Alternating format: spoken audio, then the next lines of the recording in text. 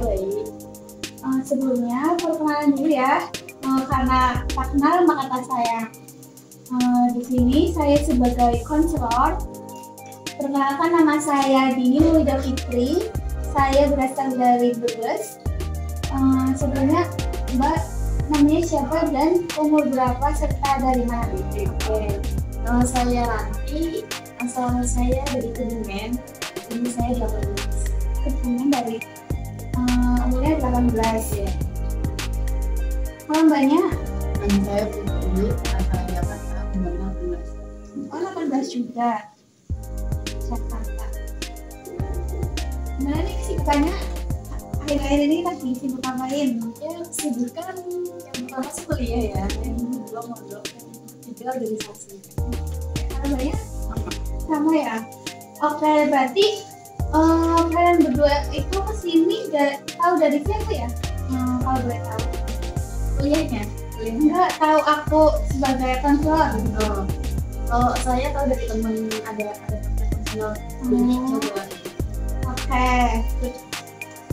Terus latar belakang kalian kesini tuh kalau boleh tahu apa sih?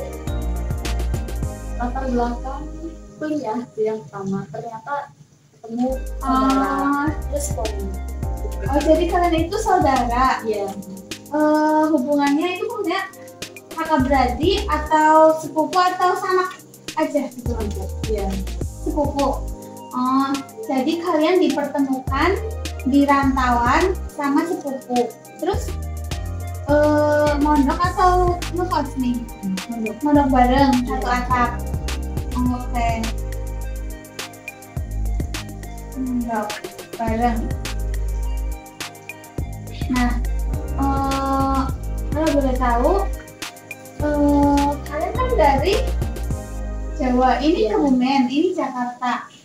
Nah, setelah kalian rantau ke sini ke Purwokerto itu, gimana sih sudut pandang kalian tentang Purwokerto? Entah itu orangnya, entah itu budayanya, entah itu lingkungannya, gimana sih?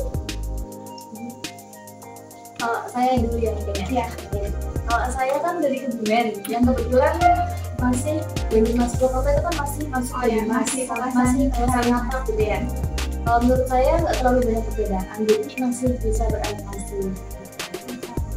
Berarti masih bisa, kulturnya masih sama lah ya, Mbak? Masih bisa sama. Kalau Mbak Dina sendiri? Kalau dari saya sih, yang pastinya kan juga beradaptasi, karena di Jakarta kan nggak ngomong Jawa, jadinya kalau ngomong dia itu susah. Oke, berarti yang pertama itu bahasa. Terus kalau dari Mbak Dina sendiri itu gimana tuh sudut pandang tentang Purwokerto? Ya paling, yang pertama beda pendapat tadi. Terus yang kedua, ya orangnya pasti baperan ya, karena kan di Jakarta itu bahasanya masih biasa, tapi di sini tuh udah dianggap saru. Misalkan kayak kata-kata yang kalau di Jakarta itu padahal cuma buruan, kalau di sini tuh baper banget sih gitu ya. Nah, masalah kalian berdua pergi ke kakak itu masalahnya sebenarnya apa sih kalau boleh tahu? Oke, masalahnya kan sebagai sepupu ya, mungkin kalau biasanya sepupu kan jauh juga kan Jakarta ketika itu, kalau misal ketemu cuma 1 kali atau 2 kali setahun kan oke lah, aku jarang gitu kan. Cuman kalau tiba-tiba ternyata sepondok bahkan satu kamar, pasti ada aja percakapan yang misal gitu. Jadi kalian bersama itu kalian sering kayak berbeda pendapat karena sering ketemu atau bahkan satu kamar bareng gitu ya.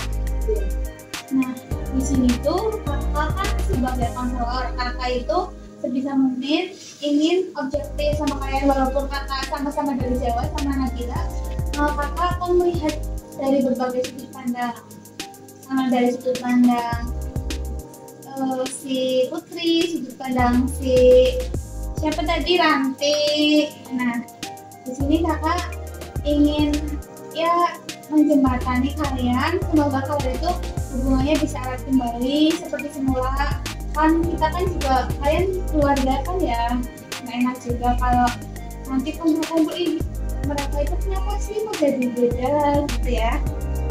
Oke, sebelum memulai konseling pada pagi hari ini, kakak akan menjelaskan terlebih dahulu mengenai ketentuan saat kita konseling ya.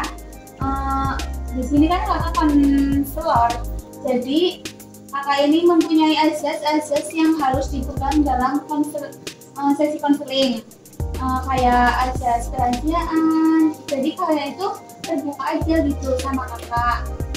Kayak nanti kita atur jamnya juga. Misalkan ini kan sesi pertama. Nah nanti misalkan kalian mau 1 sesi aja atau 2 sesi aja atau 3 sesi nggak apa-apa. Nanti kita bisa sepakatin terlebih dahulu untuk beberapa sesi gitu ya. Terus nanti kalian jangan usah dipendam gitu, supaya kita menemukan jalan titik terangnya gitu. Karena sejatinya konselor itu bukan menyelesaikan masalah, tapi menjembatani masalah individu satu ke individu lain atau dari individu sendiri ke permasalahannya individu tersebut. Itu bisa dipahami? Oke, sebelumnya kalian mau berapa sesi dalam konseling ini, proses konseling? 1 aja. Oke, berarti sebisa mungkin satu pertemuan ini kita ada titik terang gitu ya. Tadi udah dijelaskan juga proses atau ketentuan yang harus kita jalani. Kalian nggak keberatan kan? Oke. Yang pertama saya mau tanya dulu, kenapa kalian itu kayak awal mula dari selek itu karena apa sih? Misalkan kamu lihat video itu cuek mengenai sisi apa gitu. Nah, kalian bisa ungkapin dulu perasaan kalian sama ini. Mulai dari siapa dulu nih? Iya. Dari saya ya. Awal mula pertikaian ya. Mungkin karena yang pertama tadi ya sama budayanya juga beda. Nah, mungkin jadi dari saya dan aktivitasnya itu kadang beda. Jadi menimbulkan pertikaian yang nggak bisa dihindarin kadang. Misalkan aktivitas bila itu dalam lingkup organisasi, misalkan ya, kalau Dina itu kan tadi ekonomi ya, dalam lingkup bisnis misalkan Dina. Oke, tadi kan kesibukan kalian berdua itu sama-sama jadi mahasiswa ya. Nah, yang mendasari kalian itu berbeda pendapat setiap harinya itu, selain kan sama-sama mahasiswa pasti kesibukan yang lainnya juga berbeda ya. Misalkan Mbak Bila itu kesibukan selain jadi mahasiswa itu ngapain aja? Aktif di organisasi. Oh, anak organisasi. Kalau Mbak Putri sendiri berbisnis. Oh, jadi Mbak Putri sendiri itu kuliah sambil berbisnis. Kalau Mbak Bila, Mbak Niranti, Mbak Niranti itu kuliah sambil organisasi. Nah, apa sih pendapat kamu tentang organisasi gitu loh? Kenapa kamu lebih terjun ke organisasi? Ya kalau menurut saya bisa belajar yang mungkin nggak bisa diterima di mata kuliah gitu. Mungkin juga nambah pengalaman, jelas sih, tapi saya gitu. Oke, jadi kalau Mbak Ranti itu kesibukannya selama ini kuliah sambil suka organisasi gitu ya. Kalau Mbak Dina itu berbisnis. Nah, apa sih yang membuat kalian itu, kan tadi udah ada perbedaan. Nah, yang setiap harinya di kayak kamu tuh gimana sih? Maksudnya yang menjadi cek kalian berdua itu apakah itu aja atau ada yang lain? Mungkin punya opini tentang bisnis. Ya kan kalau berbisnis kan udah pasti kita mendapatkan keuntungan. Itu juga pasti kan itu juga terpakai untuk kita nanti kehidupan sehari-hari.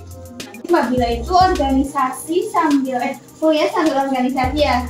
Menurut Mbak Ranti itu sendiri, apa sih benefit yang sudah Mbak Ranti dapatkan dari organisasi itu? Oke, dari organisasi sih bagi saya sendiri benefitnya banyak ya.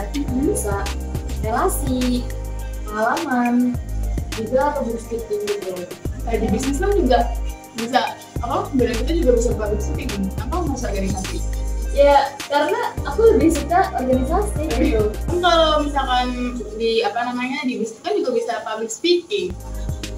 Ya, tapi kan aku lebih suka di organisasi gitu. Organisasi kan cuma buat nyari pengalaman, terus kuliah itu kan kalau misalkan apa ya berbisnis kan itu juga buat bisa bikin lo apa namanya nanti ke depannya kehidupan kedepannya gitu loh selanjutnya. Tapi sebenarnya di organisasi juga bisa.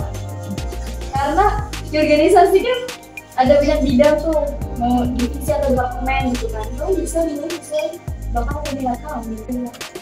Oke, selain dua kesibukan kalian yang berbeda, apa sih kayak unek-unek yang ingin kalian sampaikan ke kakak itu, misalkan dari Ranti ke Mbak Putri ke Ranti itu gimana? Oke, kalau dari saya sendiri sih ya kak, saya kurang suka sama nada bicaranya yang kadang-kadang langsung nyolot gitu. Ya, tapi kan itu udah jadi khas gue, maksud gue kalau ngomong emang kayak gitu. Ya tapi kan logat oke ya, mungkin aku bisa adaptasi, cuman kadang ekspresi kamu langsung marah gitu kan, bingung ini anak kenapa gitu. Ya bukan masalahnya nih ya, lo itu kalau dibilangin tuh suka gablek gini tuh ya Kayak Gak gimana, enggak kok. tapi kan menurutnya sendiri tuh kalau dibilangin itu gablek, kayak susah kalau dibilangin. Kalau misalkan udah dibilangin sekali tapi besok-besokannya lo tetap ngulangin lagi. Enggak kok, terus mbak ini juga itu suka ngomong kasar gitu kan, jadi kesulit ya. Ya gimana nggak ngomong kasar kalau lo bikin orang ngomong kasar? Ya kayak gitu juga. Oke, kakak bisa apa ya, melihat dari dua perbedaan ini, misalkan Mbak Bila misalkan ada kesibukan di luar, terus ada sesuatu yang Mbak Putri ingin sampaikan ke Mbak Ranti gitu ya, tapi katanya tadi Mbak Putri ngomongnya itu dengan nada tinggi gitu, Mbak Ranti Ya gitu. terus Mbak Putrinya melihat Mbak Ranti itu kayak udah dibilang satu dua kali itu nggak iya atau enggakin gitu ya. Jadi iyain, tapi tuh dia mengulangi kesalahan itu lagi. Berarti ini masalah komunikasi juga. Nah, Mbak Bila yang backgroundnya dari Jawa dan Mbak Putri yang backgroundnya dari Jakarta ini kan sangat beda ya komunikasinya. Nah, yang saya lihat itu di sini saya ingin objektif aja. Dari Mbak Bilanya itu kan Jawa itu ngomongnya bisa pelan-pelan nggak sih gitu? Kalau dari Mbak, dari Mbak Rantinya. Tapi kalau Mbak Putri itu kan udah biasa ngomong kayak gitu di budaya gue gitu ya. Nah, dari yang saya lihat, kalian itu sebenarnya ini tuh masalah yang ya bisa dibilang sih, bisa dibilang besar sih. Misalkan kalau kalian gak nyelesain misalkan bareng-bareng itu gak akan selesai. Misalkan sampai kapanpun kalian akan cekcok dulu, ya kan? Nah, coba deh kalian itu kayak melihat dari berbagai sudut pandang dulu. Misalkan, oh iya ya, misalkan Mbak Putri ke Mbak Ranti, oh iya ya, misalkan Mbak Ranti itu capek mungkin ya dari organisasi, terus Mbak Rantinya juga ke Mbak Putri, oh iya ya, mungkin Mbak Putri itu lokasinya emang gitu, nyolot gitu, tapi emang sebenarnya itu bahasa cintanya kalian berdua, tahu nggak, sebagai saudara saling mengingatkan. Jadi bahasa cintanya orang itu beda-beda teman-teman. Misalkan ibu ke anak ya, kalau misalkan ibu ke anak itu bahasa cintanya beda kalau sama ibu ke anak kita nggak, iya nggak? Iya. Nah kan, nah misalkan ke anak itu marah-marah, jangan kayak gitu, jangan kayak gini, jangan kayak gini. Tapi kalau ke tetangga nggak bakal mungkin berani ngomong yang marah-marah gitu, bener? Iya. Terus selain itu juga ini kan sama-sama perempuan pasti ada fase dimana haid kan ya. Nah itu juga sangat mempengaruhi sih. Naik turunnya mood itu sangat berpengaruh dalam komunikasi kita sebagai perempuan. Misalkan lagi haid lebih muncak gitu ya kan? Iya. Nah di sini kakak menginginkan kalian itu kayak iya ya, melihat dari berbagai sudut pandang, jangan dari satu perspektif saja. Misalkan jangan terlalu kekeh gitu loh. Kita itu sebagai makhluk sosial, kita harus bisa menerima pendapat dari orang lain. Itu bisa dipahami? Bisa. Oke. Jadi gimana nih pendapat Mbak Ranti tentang budayanya Mbak Putri? Iya, agak kesini ya udah mulai bisa memahami gitu. Oh gini, jadi ya udah kalau dia ngomongnya tinggi nggak apa-apa, maksudnya berusaha memahami. Jadi gimana nih Mbak Putri sendiri melihat Mbak Ranti gitu? Gimana? Ya itu belum baik kan, udahan gitu. Ya melihatnya sekarang sih udah ini ya. Karena kan kita maksudnya udah tahu ya, udah tahu masing-masing sifatnya, terus perbedaannya. Terus jadi kakak harap misalkan kalian ada apa-apa itu komunikasi pertama. Komunikasi itu turunin ego dulu, terus komunikasinya yang baik-baik dulu. Misalkan jangan putusin apapun kalau sedang marah. Misalkan kamu telepon ibu kamu, Bu, ini nih si Putri itu gini. Nah jangan libatin orang lain dulu, tapi selesain masalah kalian itu berdua dulu. Nah jadi sebelum kalian itu menyelesaikan masalah itu jangan libatin orang lain dulu. Misalkan Mbak Putri telepon ke mamahnya, "Ma ini nih si Ranti itu kayak gini. Nanti kan pandangan orang tua itu kan akan berbeda lagi misalkan ya. Nah itu nanti akan jadi cekcok antara bukan hanya kalian tapi orang tua juga misalkan gitu. Tapi kan padahal di sininya udah baikan, nanti antara orang tuanya belum. Padahal kan ini masalah kalian berdua, oke? Jadi mengerti? Oke. Jadi yang ingin kalian lakukan ke depannya itu gimana sih? Yang ingin dilakukan ya itu tadi kan udah mulai memahami ya, jadi kalau ada apa-apa bisa lebih mengerti. Ya tetap sama-sama belajar lah Ya. Terus juga kalian kan udah kuliah sama-sama. Kalau nggak saudara kalian siapa lagi coba? Nanti di dunia perkuliahan itu sangat keras guys, asik, sangat keras. Ya nggak akan keras amat sih. Nggak akan keras amat. Teman itu ya hanya sekedar teman. Kalau di kuliah itu misalkan semester 1 mainnya sama ini, semester 2 mainnya sama ini, beda lagi biasanya. Ya nggak sedikit sih orang yang temannya benar-benar teman gitu loh. Misalkan kalau kalian nggak minta bantuan ke saudara kalian, kemana lagi coba? Gitu kan? Kalian sadar nggak sih misalkan, iya ya aku harusnya kayak gini sama saudara aku, sadar nggak kadang? Ya. Jadi yang saya tangkap selain tadi yang pertama itu kesibukan kalian yang berbeda, kalian juga mempunyai background kebudayaan yang berbeda. Nah, kakak harap ini akan menjadi sebuah pembelajaran bagi kalian.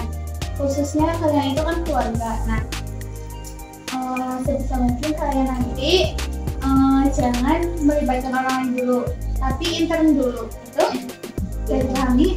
Oke. Ini kan kalian udah tahu satu sama lain gitu ya. Apa sih yang ingin kalian ungkapkan satu sama lain gitu? Apa yang benar coba? Atau harapan dari kalian berdua untuk satu sama lain? Oke, kalau dari saya sendiri ya udah mulai paham kan, udah mulai ya saya sebagai sepupu, sebagai teman kamar pondok bahkan gitu ya. Ya mungkin itu Harapannya gitu untuk seperti harapannya ya kedepannya bisa saling paham gitu ya, jadi minimalisir ribut gitu kan. Kayak terus kalau Mbak Putri gimana nih? Ya sama, sebenarnya apa ya, kita juga sama-sama saling sayang. Itu nanti juga kedepannya buat Nabila ya, semoga tuh nanti apa namanya nggak mengulangi kesalahan yang sama. Bagus. Jadi yang saya tangkep ini kan budaya kalian berbeda ya.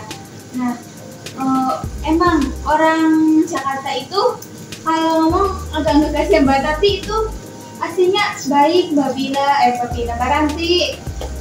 Nah, Mbak Putri juga harus bisa memahami Mbak Ranti itu, karena kita kan berbeda dari budaya ya. Kalau di sini itu Mbak, kata-kata kasar itu jarang sekali dilontarkan oleh orang-orang Jawa. Misalkan kalau mau bercanda, oh ya ini kan Jawa ya, jadi lebih bisa mengendalikan diri gitu loh.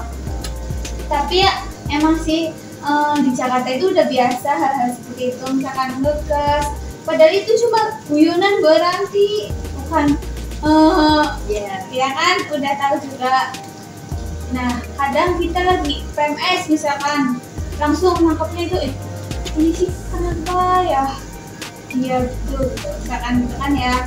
Nah ini saya sebagai kontrol juga beda sama Mbak Putri, tapi sebisa mungkin kita harus memahami satu sama lain gitu.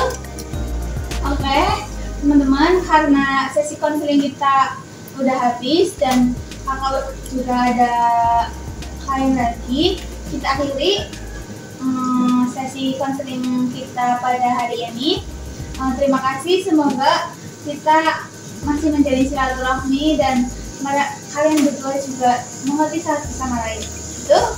Terima kasih. Mohon maaf bila kakak terdapat kata-kata atau tutur kata atau tingkah laku yang kurang berkenan.